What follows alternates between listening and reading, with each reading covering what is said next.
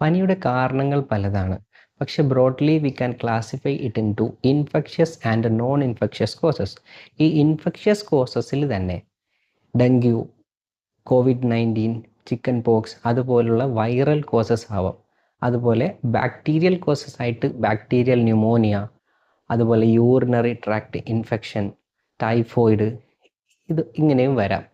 പിന്നെ non infectious കോസിൽ first one auto immune disease, അതായത് നമ്മുടെ ബോഡി തന്നെ നമ്മുടെ ബോഡിയുടെ എഗെയിൻസ്റ്റ് ആക്ട് ചെയ്യുന്ന ഈ SLE, അതുപോലെ റുമറ്റോയിഡ് ആർത്രൈറ്റിസ്, ലൂപ്പസ് ഇതുപോലുള്ള കാരണങ്ങളാവും.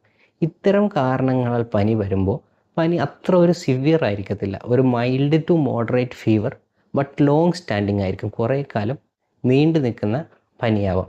പിന്നെ ഈ നോൺ ഇൻഫെക്ഷ്യസ് കോസിൽ രണ്ടാമത്തെ ഒരു കാരണമാണ് ഹീറ്റ് സ്ട്രോക്ക്. ഇപ്പോൾ ഒരുപാട് ചൂട് കൂടുതലുള്ള സമയങ്ങളിലും നമ്മുടെ ബോഡിയുടെ ടെമ്പറേച്ചർ നോർമലായിട്ട് റൈസ് ചെയ്യാം. അതുപോലെ കുട്ടികളിൽ പോസ്റ്റ് വാക്സിനേഷൻ പനി ഇഞ്ചക്ഷൻ എടുത്തു കഴിഞ്ഞാൽ ചെറിയ രീതിയിൽ പനി കൂടാം. അതുവരെ 1-2 ദിവസത്തേക്ക് നീണ്ടു നിൽക്കും. ഇതും നോർമലാണ്.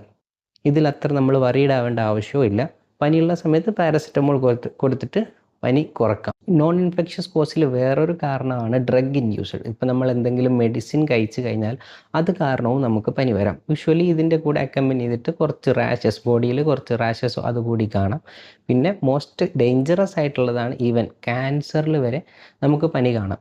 ഈ പനിയാണെങ്കിൽ അത്ര സിവിയർ ആയിരിക്കത്തില്ല, ഒരു പേഴ്സിസ്റ്റൻ്റ് ആയിരിക്കും. പിന്നെ നൈറ്റ് സ്വെറ്റ് കാണാം. അതുപോലെ തന്നെ വെയിറ്റ് ലോസും അക്കമ്പനി ചെയ്തിട്ട് കാണാം.